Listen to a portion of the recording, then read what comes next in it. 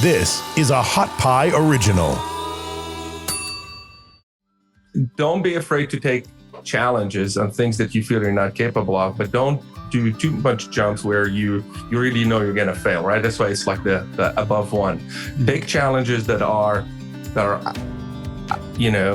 outside your comfort zone and bet on yourself that you're going to be able to learn and grow your capabilities to meet these challenges. And as long as you keep doing that, you'll always be growing as a person.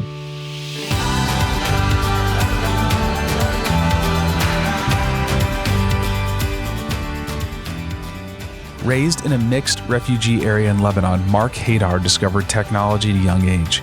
With aspirations to create a better world through technology, Mark co-founded multiple tech companies in the U.S., including Dialexa, Vinli, Robin, and Rosy. In this episode, we discuss how Mark was smuggled out of Lebanon during the 2006 war and overcame incredible obstacles to co-found two thriving technology companies. We also discuss his approach to challenges and how he builds successful teams.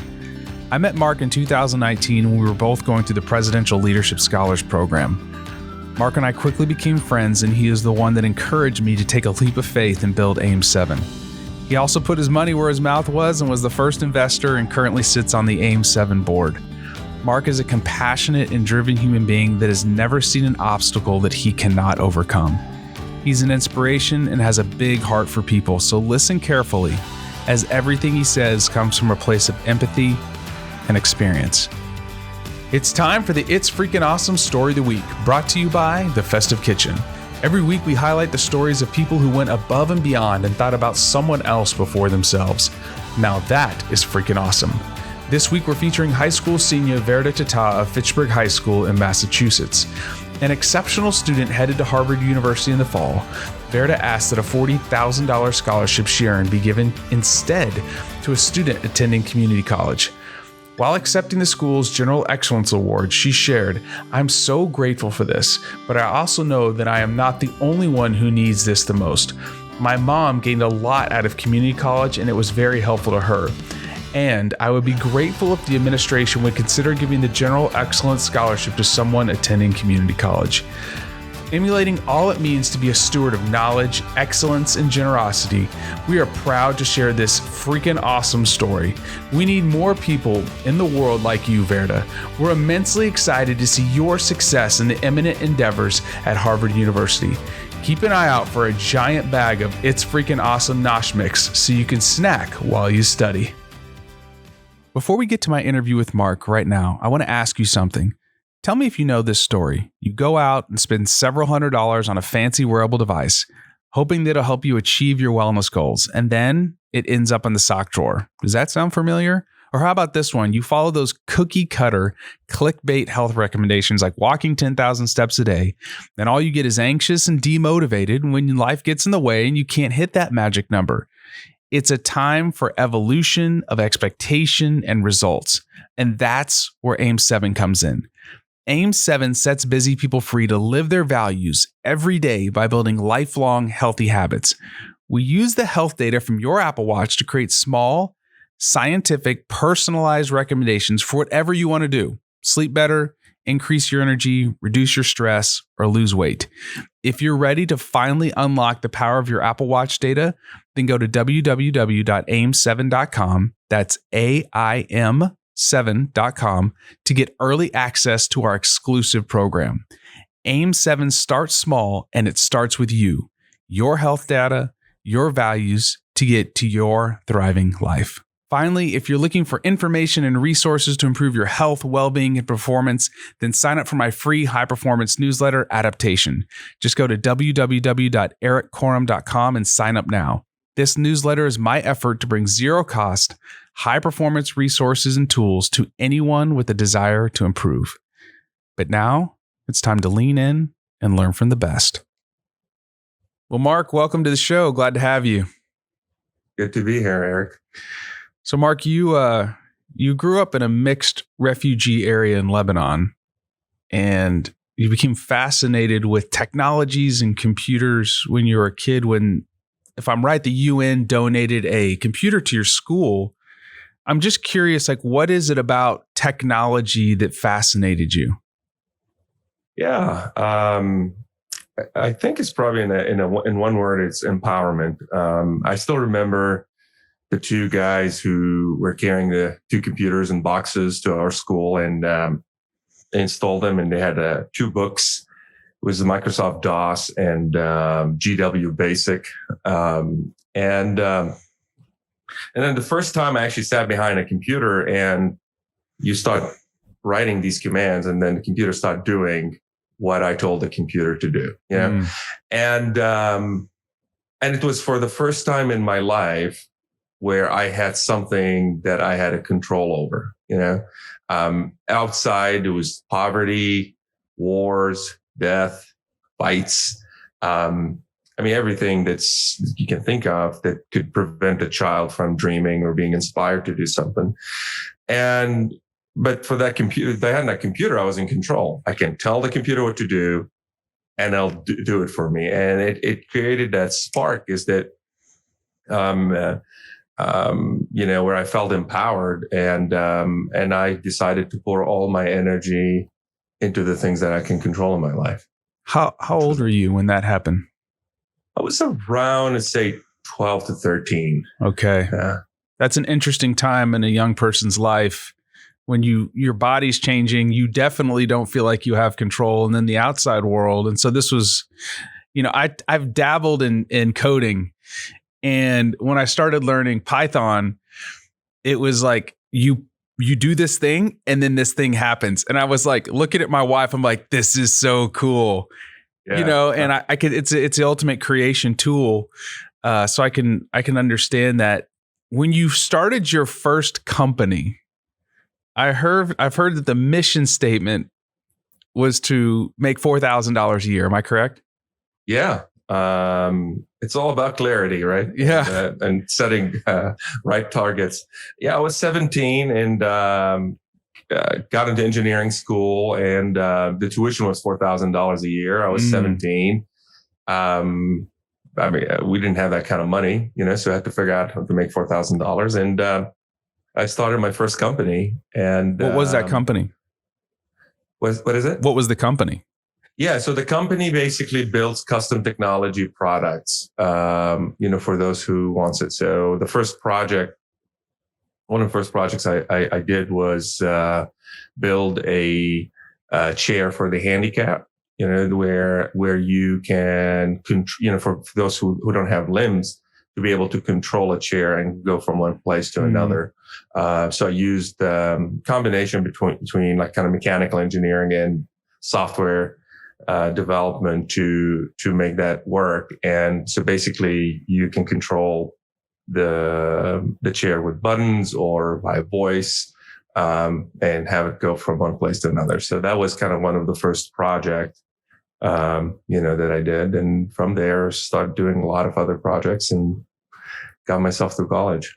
So how did you end up getting to the US? Yeah. And that's, you know, obviously it was always my dream to come to the US. One of the things that actually got me hooked was the first time I actually had the Encarta, you know, discs. I don't know if you remember those. Oh, I remember floppy disks. Yeah, and in there, you know, I was starting to read about countries, and obviously, you know, everyone knows about the US, and so I wanted to read about it, and I read the Declaration of Independence and Bill of Rights, and I read one of the most powerful sentences that, you know, still up to this day. It was, you know, life, liberty, and pursuit of happiness. And for a child who didn't have any of the three, that was such a powerful statement for me. And every time I had a notebook, I would write on it at the beginning, life, liberty, and pursuit of happiness. So I always wanted to come to the US, but I always knew that I needed to learn English. I needed to speak English. I needed to get myself through college. And, you know, where I come from, usually you don't get visas easily to the US, right? Right. So I had to figure out how to learn English. So I found pirated videos of Seinfeld and The Simpsons that were translated to Arabic. And I watched every Seinfeld episode and every Simpsons episode many times. And my English gotten better. You must have had some warped perceptions about like how neighbors enter your house. Like, does everybody just fly in like Kramer? Yes. And it actually, yeah, it's, you look at it, life, liberty, pursuit of happiness, and then you go to Simpsons, and just imagine that. That's how I, that was my perception of America. But, so anyways, I got myself through college and I applied, but I knew my chances are really, really slim. And the U.S. visa officer in Lebanon was an urban legend. So people called her Lisa No Visa, which basically, you don't get a visa, it's really, really, really hard. And then, so that's the first. So I applied to university. I got accepted, University of George Mercy. And part of the process, you have to show the embassy that you have money to pay for a school. And I didn't have $34,000 to show to have in my bank account. And so anyways, we had a distant relative that had, around $38,000 in their bank account, his bank account. I convinced him to print his bank statement, and I took it to the embassy, and there was my interview, and she started asking me questions. And after a little bit, because she saw what schools I went to and where I'm from, so they know kind of the local, kind of geopolitics of that area. And so she asked me, like, how come I know so much about the U.S. and my English was good. And so I told her I memorized the 2 best documentaries about the U.S. And she asked me what documentaries, and I said Seinfeld and The Simpsons. And she transformed from a completely serious person that she's like really interrogating me to just bursting out, like laughing. And I looked at me and she said, I'm going to do just fine and just need to do a background check. And they did it 3 days after my name cleared, and I got the visa. And a few days after that, the 2006 war started in Lebanon. And where we lived, it was really right close to the coastline, near the highway, and the infrastructure that connects South Lebanon with the rest of Lebanon. And most of the war was in South Lebanon. So the first few days, most of the bombing was to destroy all the infrastructure around our neighborhood, which was the power plant, the bridges. So there was the F-16s flying, bombing everything around us. And then the ships in the sea were just bombing any car that's driving on the road. And this was all right next to our house, and which is now, this is like a really tiny place in an apartment. And then my dad comes to me in the middle of all of this, and he was preparing a surprise for me. He said, I've been saving all this money all my life. And he was very proud. He had a bank card with it. And he said, I want you to leave $300 and take the rest and leave the country. His life savings were around $2,200. So that was his entire life saving. And I was like, man, I can't leave the country and leave you all to death. And he was like, what are you going to do? There's nothing you can do for an F-16 throwing a missile at you. There's just nothing. We're all useless here. You're the only one who can survive and has a shot to live, because I've got a visa. I can leave the country. Right. So anyways, long story short, we got an oil smuggler to smuggle me through the war zone all the way to Syria. And then from Syria, went to Turkey. And from Turkey, I found a ticket. I got an oil smuggler. Oil smuggler, yeah. I got to New York. Oh my goodness. What was the first thing you did when you got to New York? I went and saw the Statue of Liberty. I had a couple $100, and the ferry was, I think, cost $15 at that time. And I chose to go and see the Statue of Liberty. And I went there, and then from there I took a Greyhound bus What a powerful statement. You don't have much. You have less than $100 in your pocket. You don't really have a means to make money, and you're willing to spend 15 to 20% of that to go see the Statue of Liberty. I mean, that is what America's all about. Yeah. I mean, there's certain things that are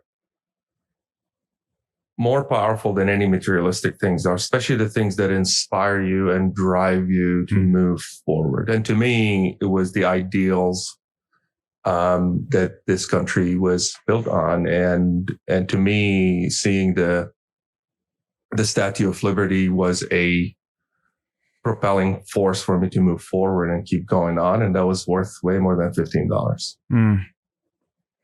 So you get to Detroit. Interesting American city to start off in. Yeah. Where did you live? How did you survive? How did you make this thing work? So I knew someone in Detroit, cousin of mine. He was there. The first thing he told me, okay, first of all, we've got to get you a job, because I don't have money, you gotta work. And I can't work as an engineer because I'm a student visa, So he looked at me, he said well, look, there's this gas station on 6 Mile Road in Detroit. No one wants to take the night shift there. I can get you an interview, and I didn't know, why wouldn't anyone? What year is this, by the way? 2006, right on the, economic crisis starting to happen. So 8 Mile, the movie, had already come out. Oh yeah. I had no idea. I really didn't know why it's called 8 Mile. Oh my goodness. So I start working, and I go to an interview, and then just imagine this. This is my second or third day in the U.S., and I'm doing an interview in Detroit at a gas station, and I go in there. I've never been to a gas station or a store in America, so I don't know. What is Reese's Buttercup? I really didn't know what is Reese's Buttercup.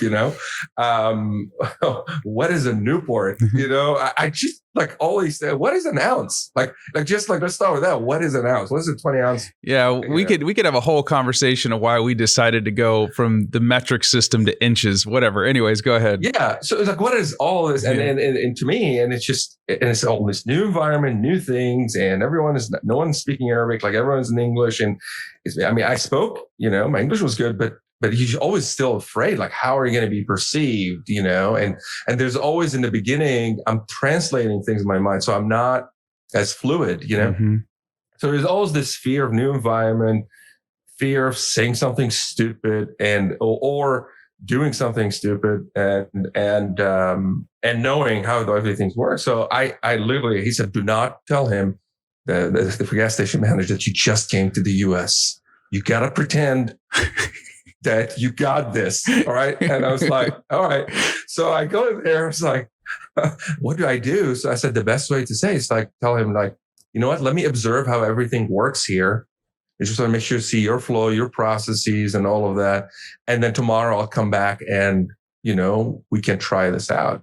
He looked at me, he's like, yeah, what a calculated approach for a gas station job. Yeah, I was like, this is a gas station, give me that So I go there and I start drawing all the shelves, and I write the names of all the things that are in there.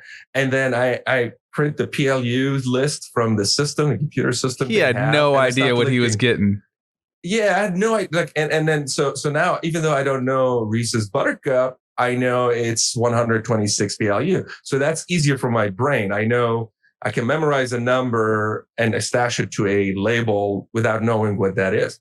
So the next day showed up, and I just beep, beep, beep, just doing, I knew 3-pack special is 63. So there's someone there. And I got the job. Of course. And then I discovered everyone you were getting someone because they were scared it was dangerous. And I was like, what are you talking about? There is a 2 inches thick glass, bulletproof glass in there. Oh, was this one of those deals where you slid the drawer open? Yeah. Yeah, that's the guy. Of course. And I was like, what are you scared of? I mean, even if someone had a gun at me, you're protected here. And where you just came from. Yeah. Yeah. To me, it was very safe. This is extremely safe, I mean, you got protection. So anyways, I got that. And then I had to figure out how to survive with limited amount of money. I thought it was a lot of money, but it is limited amount of money. So it's making around $8 an hour. And so I discovered a few things that were amazing. All right, let's hear First it. one was Taco Bell. I discovered. So, I was just not avoiding doing stupid things. I ended up doing stupid. First of all, I'd never been in a drive-through. And I didn't know that what Taco Bell sold. In Lebanon, you go to a shawarma place, they just sell shawarma. Right. You go to a falafel place, you just buy falafel. So I go there, I told them, what is the cheapest way to get food? And someone told me, just go to Taco Bell. So I go to Taco Bell, it is across, street there. So I walk there and I see cars driving in a line. So what I do, I go stand in the line behind You stood in the line behind a car? With a car, and the car is moving there. And then when it was my turn, it's like, what do you want? So I go and I say, can I have 2 Taco Bells, please? And the lady goes like, Taco who? And and I was like, I didn't know what to order. So she asked me like, what do you want? Like, here's the menu. And so I'm like, okay, what is the cheapest thing you have on the menu? And she said, cheesy bean and rice burrito was 89 cents. So I got a cheesy bean and rice burrito. I lived off of that, Metro PCS. And then I had to figure out a way to pay my tuition because the gas station can't pay that. And then that was a whole new story, I forgot. You got to tell it though, Mark. I've heard it before. The irony of the whole situation. Yeah. So I had to figure out how to pay my tuition. And then school I was at, they were working on a research grant to get a research grant from the U.S. military, Tank and Automotive Robotics Department. And so I go there to meet the chairman of engineering, back at the day, at that time. And he wanted me to be teaching assistant. And I looked at it as like, well, I can maximum work like 10 hours a week. They pay me $10 an hour. I mean, that's just, I'm minting it at the gas station. That's not going to for me. And I need something better than that. And so I knew that work on that research. And so I went there. I told him, can I help you with this research? And then have me become a research assistant and waive my tuition for that. He said, well, we don't know if you're going to get that. We're going to get the grant and we still have a few things we need to answer. And, so can I help with that? And he's like, yeah. So I go and it was a gas station at night. So I want to imagine this guy from South Lebanon working in a gas station at night. And I start writing a grant for the U.S. military. And we write it and we get the grant. And that research really changed my life, where, building kind of a system for inter-vehicular communication, for battlefield situation assessment to predict when the cars or Humvees or any of the equipment are going to break. So I ended up being a research assistant, kept working at a gas station, and I was a master's student. So that gave me like 4 or 5 hours a day of sleep. And, definitely wasn't healthy, but I had to do it. Kind of like almost you have 24 hours a day and you gotta do what you gotta do. How long did this last? Almost, 2 years. Wow. Yeah, until I got, 2 years, but I graduated, had no debt, had some money in the bank, and then moved to Dallas. And how'd you choose Dallas? My ex-wife used to live here. Gotcha. And she's getting her master's degree. And I was like, a nomad. I was like, you know what? I want to go to the promised land, the Silicon Valley one day. He says, I'll come here for 1 year. And 10 years later. It's the Texas Silicon Valley, man. It's a different type of place. Well, I'll tell you one thing about Texas, and this is why I'm here. I wasn't born an American, but I've always been Texan, and I never knew about it. I didn't know, until I came here. You feel like you always belong somewhere, but you didn't know where. And that happened to me. Like when I came to Texas, I knew I belonged here. I love this state. I love the people. And then I'm so glad I ended up coming here. You and I share that passion. I've lived all over the United States, and there's only one place I call home. It's a special place with very special people, and it's a melting pot. I don't think many people really understand that where I live in Houston is the most diverse county in America. Yeah. And nobody on my street looks like me, which is awesome. Like we have really good conversations with diverse people, and the ideas are flowing, and there's a lot of languages spoken. And it's just, I grew up in the Richardson area with the telecom corridor. Yeah. So, Northern Telecom, remember all these big companies where that whole thing blew up? But I could see why you were attracted to it.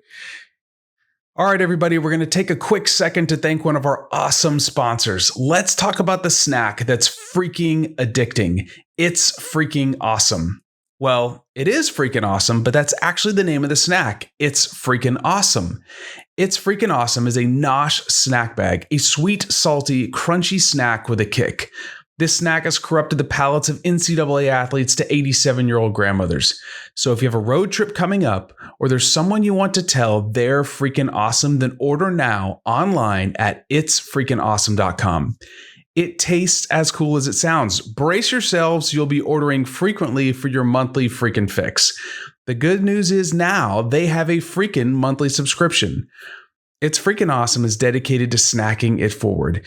Each pouch features one of our fallen heroes, and 30 cents from every unit sold is donated to Carry the Load, a charity founded by Clint Bruce, benefiting those who have given the ultimate sacrifice in our military, firefighters, police, and rescue personnel. Available online at itsfreakingawesome.com. That's ITSFREAKIN awesome.com. You started your first company in the US, Dialexa, with I think it's $50. Yeah. Me and my business partner, Scott Harper. What was your vision? The minimum. The vision we realized that every company is going to become a tech company, whether, they know it or not. Technology is going to be at the epicenter of running any new business. But the challenge is there's, most of the talent and thinking and technology product thinking was only in these big companies like a Google or an Apple. And so we ask ourselves, if you look at the iPhone, it's technically 15 people designed the iPhone. It's not like the hundreds of thousands of people there. It's the 15 people who came up with the concept, the idea, design, all of that, and then went and mobilized this across the organization. So we ask ourselves, could we build a company that brings that kind of thinking, that kind of talent, that kind of abilities to any company in the United States, where if they want to innovate and want to build a new technology product and to transform their business, we will be there for them, and our ability to take things from a design, from a concept to a technology product, we felt that was kind of our niche. A lot of people told us, hey, bet on the mobile apps. Everyone wants the mobile app. And we're like, no, we're going to be taking more of a product-centric approach. And our mission is to help these companies to innovate and be better, and then not just through mobile. And that was our initial vision. But we had a lot of vision with little money, amount of money. And the minimum amount of Bank of America back then was to open a bank account was $50. And so I put $25. Scott Harper, my business partner, put $25, and we started the company. Wow. Who did you first convince to work with you? Like, did you find a company and say, hey, like, we can help you? How did you start this thing? Because Dialexa's, it's big now. Like when I went to your offices, they're gorgeous. I love the feel. It's vibrant. You can feel things like the energy and the creativity, but you had to start somewhere. Like, where did it start? Yeah. Well, you're talking about the office. We need to start with getting a place to put our to work at. So there was a co-working space here in Dallas called Cohabitat. And the person who was managing or that space, he had his own startup, and he needed help to build a product. So we went and pitched him, hey, could you give us office space and we'll build your product? I love it. And that's how we got our first office. And then the second, I'd say that it was the third, which actually kind of started getting enough money for us to start growing the company, was a company that's really trying to change the way dental implants are done. And it was founded by the guy who invented invisible braces. Oh yeah, yeah. And anyways, he wanted to change the way you do dental implants, where you take these 2D medical CAT scans and then put them in a software, and then automatically detect which tooth you want to change and create a 3D model of it, and then goes into a 6-axis milling machine and then prints the tooth from root to tip, right? So the process would be you'd go there, they take the scans, and then the next time there's a perfect replica of your tooth. Take the tooth out and put it in. Now, obviously, they were looking for companies, and actually they were talking to us around, hey, do you know someone who could do something like that? Because they were struggling to find a company that would do it. It's just a fairly complex And you went project. like this. I don't yeah, we can do it. And I've never been to a dentist in my life at that point, just to put that in perspective. So I don't know how dentists even work, you've just never been. Oh my goodness. And you can afford. I get it. There, so it's just, and all of a sudden I had to go, and he was like, man, you guys just a couple of young people with a lot of dreams. I don't know if you can do it. It's like, well, why don't you give it to us in small chunks? Yeah. Give us the first project. We can do this. We know you need this. And then if we're able to deliver it, it's great. If not, at least you get this, right. like you get small incremental value with these small chunks. And you only make a bet when you believe that we can do the next phase, right? And he was like, he liked that approach. And all of a sudden I had to learn a lot about teeth and medical imaging and all of that stuff. And then 6 months later, we got that project. I love it. Done for them. And yeah. I just love the fact that you don't shy away from a challenge at all. What is your mindset when you're like coming up against these big challenges? Like, how do you approach these things? I mean, you've never been to a dentist. They want you to create something that's off the wall, and you're like, I got it. Like, what is your mindset? Yeah, I've always lived by a ratio I made up in my mind. It's called the B2C ratio, and which is balls to capabilities ratio. It needs to be above 1 and less than 2. So basically, don't be afraid to take challenges on things that you feel you're not capable of, but don't do too much jumps where you really know you're going to fail, right? That's why it's like the above 1. Mm-hmm. Take challenges that are outside your comfort zone, and bet on yourself that you're going to be able to learn and grow your capabilities to meet these challenges. Mm-hmm. And as long as you keep doing that, you'll always be growing as a person, and if you say, if your BTC ratio is 1, then you're always doing things that you're fully capable of doing. You'll never grow. You'll always achieve the task that you put in mind. You go beyond that, you'll always start pushing yourself further and farther, and you start growing, and you always put yourself in discomfort. And being comfortable or excited about being uncomfortable is kind of the key there. If being comfortable and relaxed around what you're doing is what excites you, you're not going to find growth there. So that's kind of like one of the main elements that got me to the level where, taking more risks and being more comfortable with it. It reminds me kind of OKRs, objectives and key results. I don't know if you've read the book, Measure What Matters, and we've implemented that with AIM 7. And one of the things that I really like is if the objective doesn't scare you a little bit, if it's not like 70% is a win. Yeah. And so like, if you or your team is not setting objectives that are stretching you, then Yeah. you're never gonna grow and adapt. And that's it's kind of sounds like a similar thing. Is there a cadence of, do you guys implement anything like that in your organizations to continue to not only lead by stretching, but asking people to stretch themselves? Yeah. I having at this point managed a lot of people, like really incredible human beings. And I see the consistent piece elements is two things. Number one is that most of people underestimate how magnificent they are. You know, they always underestimate what they're capable of doing. And it always shocks me when people do not believe that they can achieve amazing things, you know? And so that's the first piece and the second piece is that because of that, they always end up giving themselves lower expectations and not as hard enough goals. Mm-hmm. You know? And it's not because they're lazy. It's just they didn't believe that they really can do that. Right.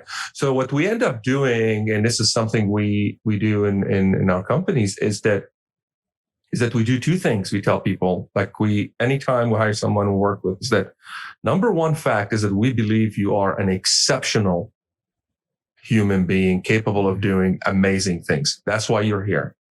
Number two, because you are an exceptional human being capable of achieving great things, our expectations of you is that you're going to perform at that level.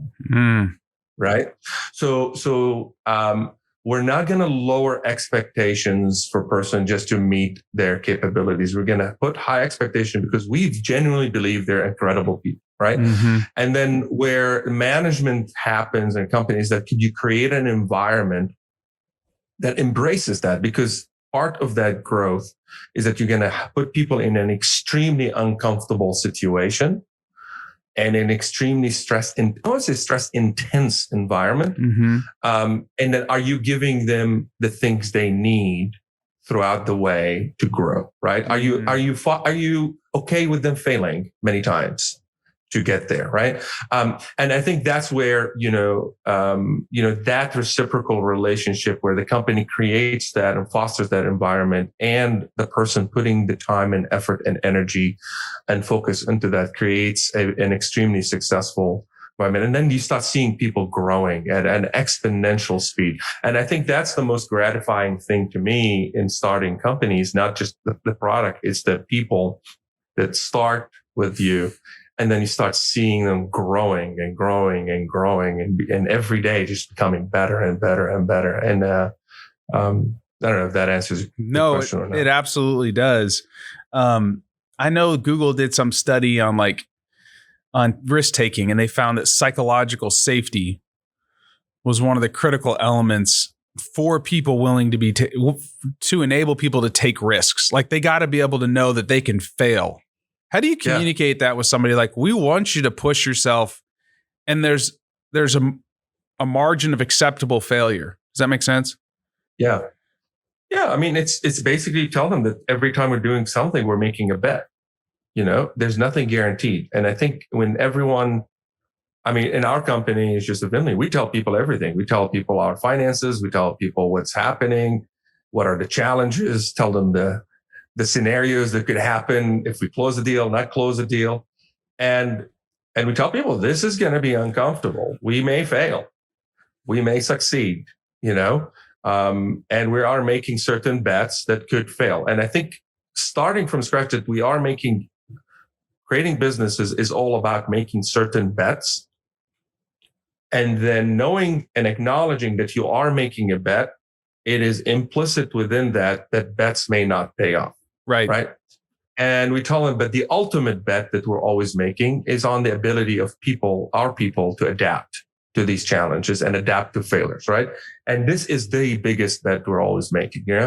So even though we tell people it's okay to fail, but we are betting on you that when failure happens, to adapt and change and fight back. You get punched in the face, you go on the ground, you're going to have to get up, work on getting up, and I think that's the piece where, that kind of culture, or kind of also the reciprocal kind of type of, social contract you have between people inside the company, enables people to be okay with failure, but also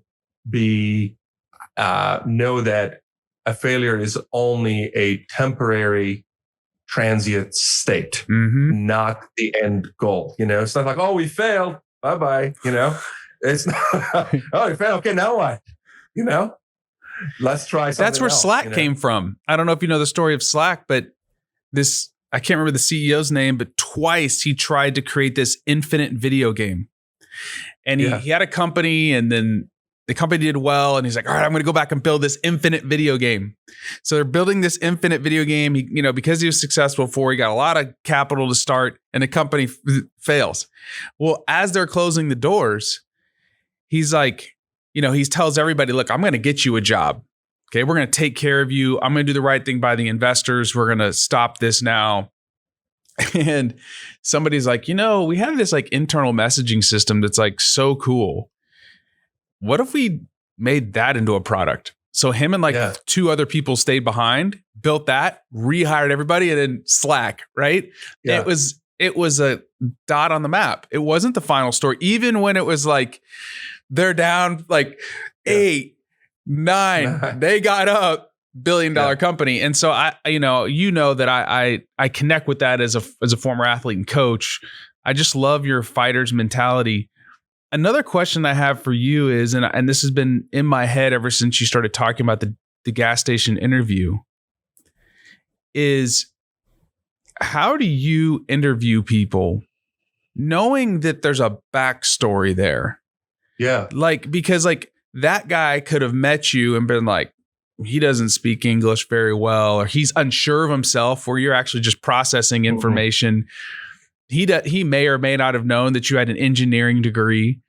Yeah. So what do you do in your hiring practices to really try to give yourself the best opportunity to understand the person in front of you? Yeah. And to let them kind of let themselves come out? Yeah.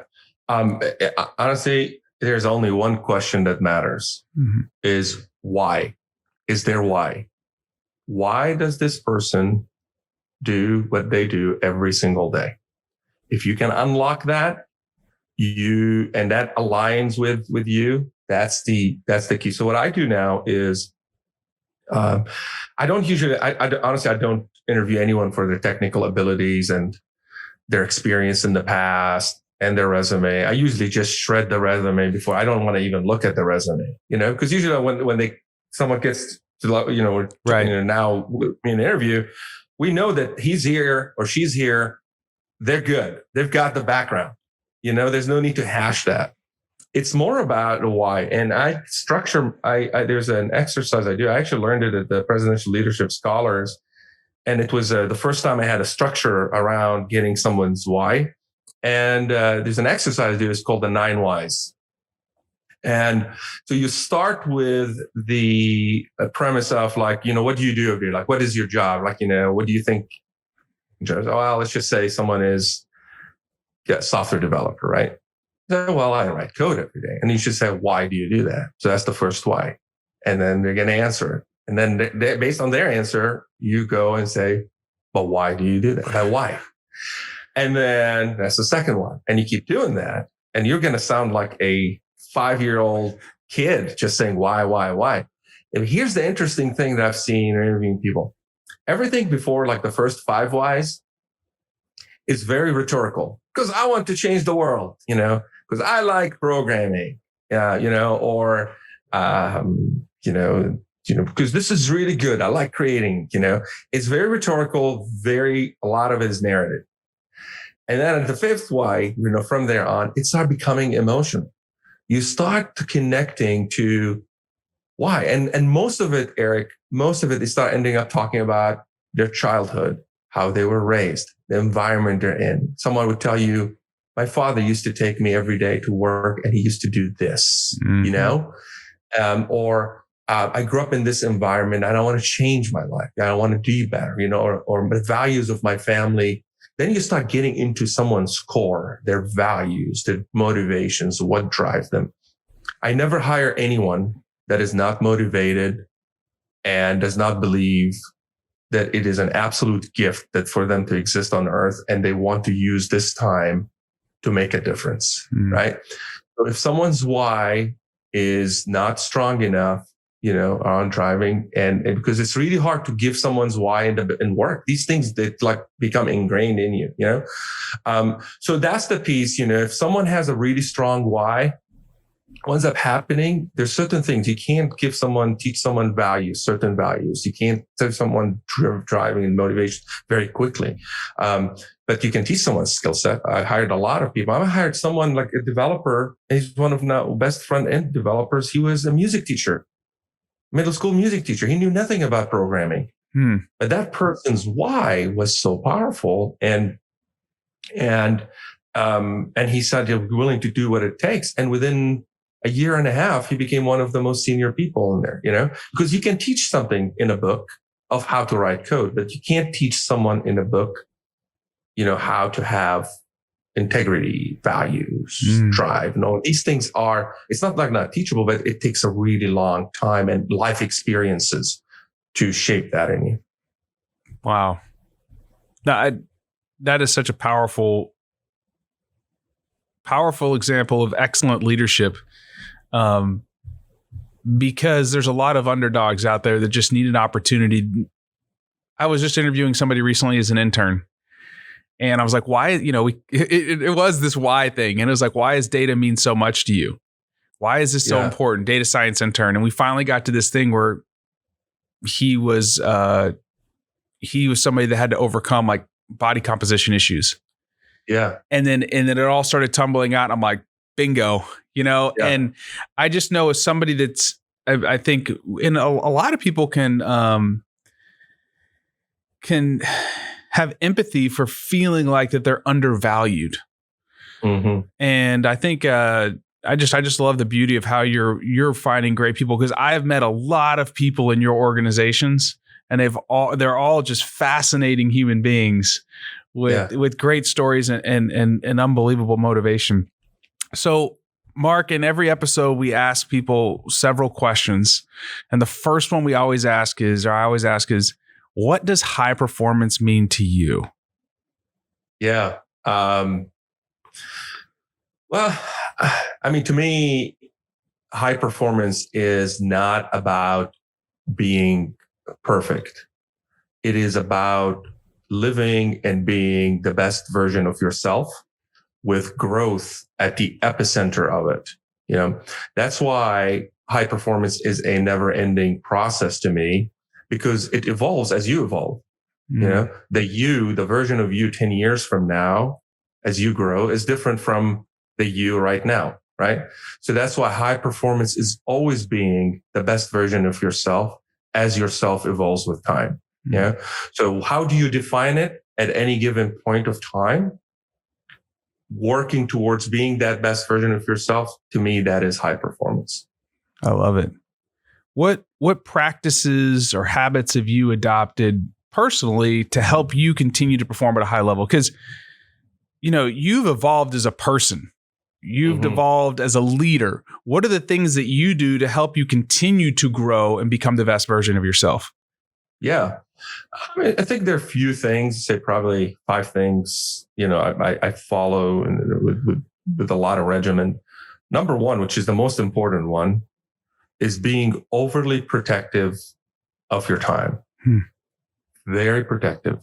This is the only thing that you have that has so much scarcity. You have such a limited time during the day and such a limited time on earth. It's a blink, What you do in that time is the most important thing. Like where you spend your time is going to define where you're going to be, And so being overly protective of that time and being regimented around who you're going to meet, who you're going to talk to, what are you going to be working on, what are you going to do? So it's really important. And because of that overarching theme of protection of time, you start ending up with all the other things, that I follow. The second one is obviously the B2C ratio. I told you about that.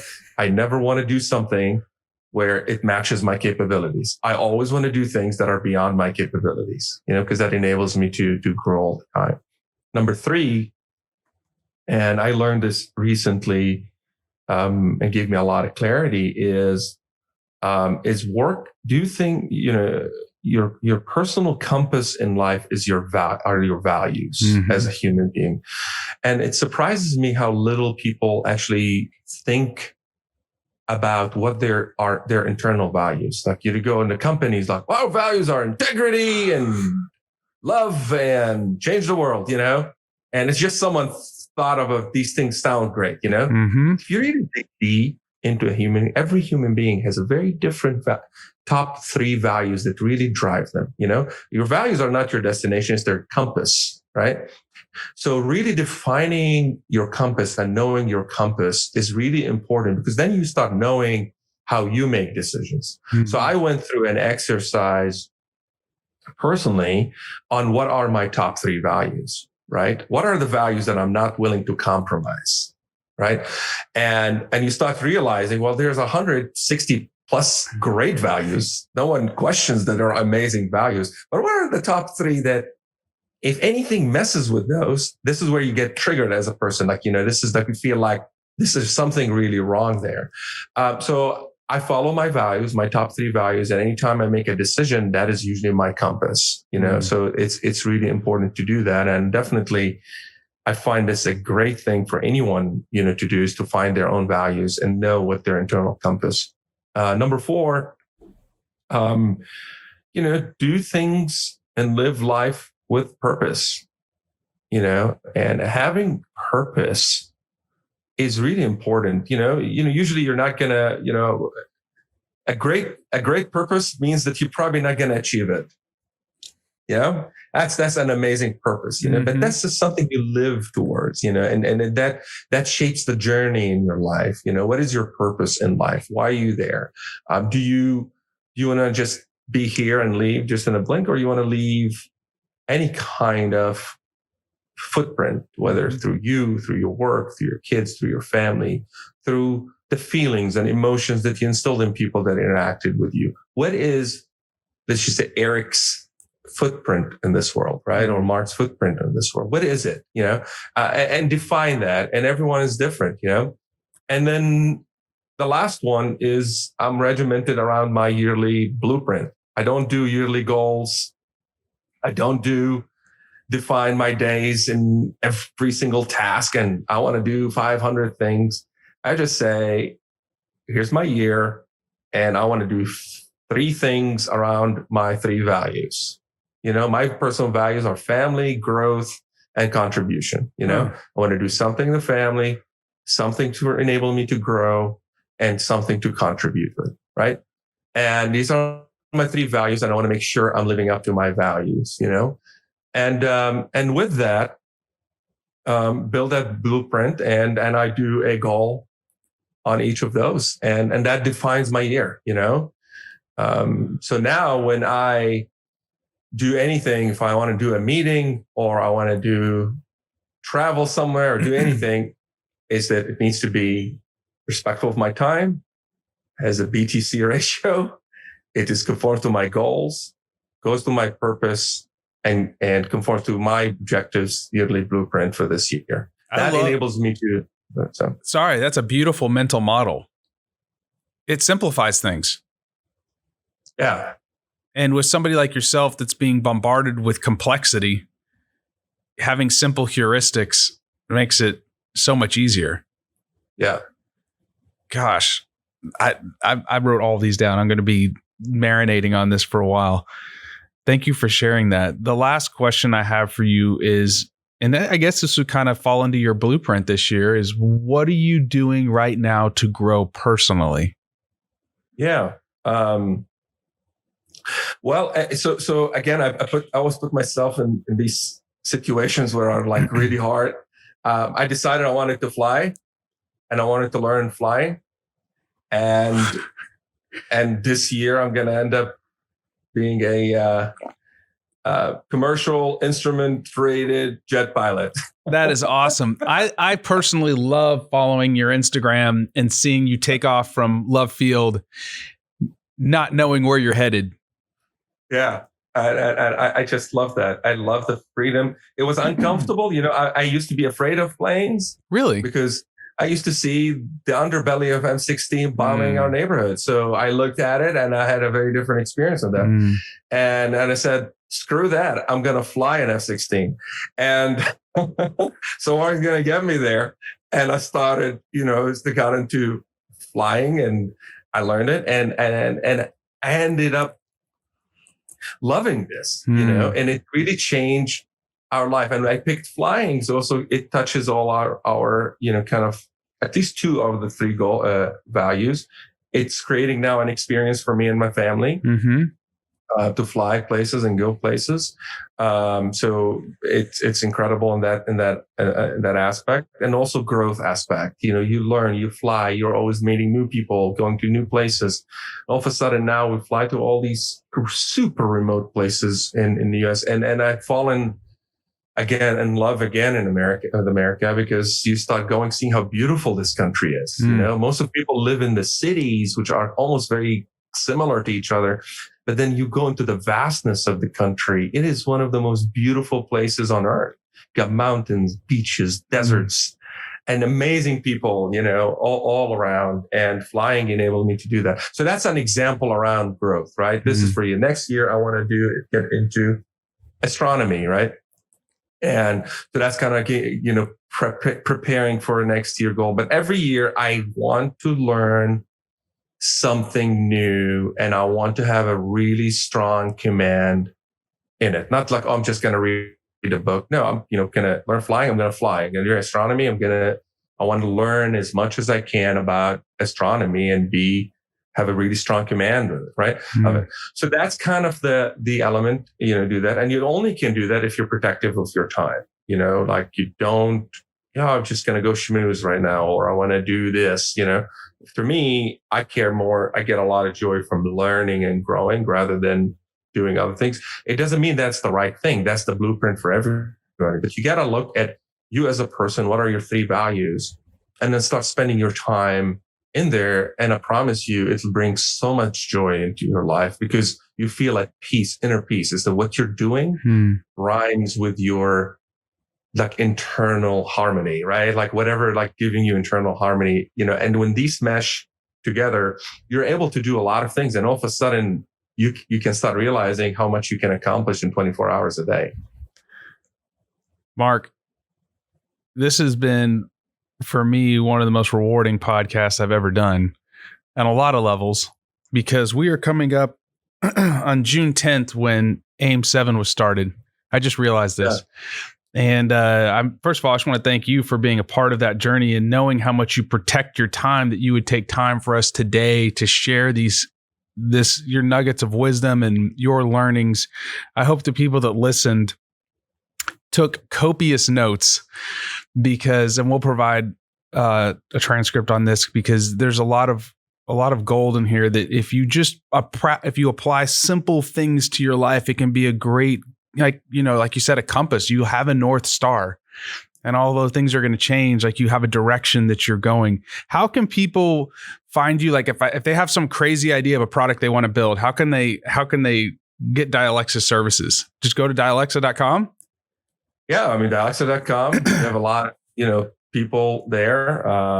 If you want, do something in the automotive, go to Vinli.com. Yeah. We didn't even get to talk about that yet. .com and check out all the work there. And I'm available on Twitter, Mark Haidar. Yeah, that's my Twitter handle. I think that's it. Well, Mark, thank you so much for coming today. This was a blast for me, and I'm just very thankful for you and for your friendship. Oh, I'm thankful for our friendship, Eric, and what you're doing with AIM 7 is truly inspiring. It's almost like everything I talked about in an app, and it is incredible. It's available. It'll be available on the phone, or click on a button. And that's why I believed in AIM 7, because of the concept, but also at the same time because of the incredible human being that started it. And you always bet on people, and your why is strong, my friend. Well, thank you. Well, I appreciate having you on today. If today's podcast enriched your life in any way, please support the Blueprint by doing one of the following. If you're listening on an audio platform like Apple or Spotify, please subscribe. If you're listening on Apple, please leave us a 5-star review and some feedback. Your feedback is tremendously valuable. Finally, if you watch this on YouTube, please leave us some feedback there as well. We'd love to know how we can improve the show and what topics you are enjoying. Thanks for listening. You can find more episodes and all other Hot Pie Media originals baked fresh daily at our home on the web at hotpiemedia.com, the Hot Pie Media YouTube channel, or wherever you listen to podcasts.